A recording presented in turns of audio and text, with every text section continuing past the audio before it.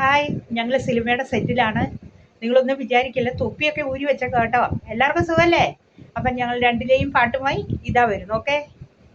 പാലോം പാലോം നല്ല നടപ്പാലം, അപ്പൻ്റെ കയ്യും പിടിച്ച് നടക്കണ നേരം, ആയോരു പാലത്തിൻ്റെ തൂണിൽ നിന്നും പൊന്നു എന്നൊരു വിളിയും കേട്ട്, പൊന്നു എന്നൊരു വിളിയും കേട്ട്, എന്താണപ്പാ ഒരു വിളിയും കേട്ട്, എൻ്റെ അമ്മ വിളിക്കണൊരൊച്ച പോലെ, എൻ്റെ അമ്മ മണ്ണോട് മണ്ണായെന്ന് അപ്പൻ തന്നല്ലേ പറയാറുള്ളേ, അപ്പൻ തന്നല്ലേ പറയാറുള്ളേ.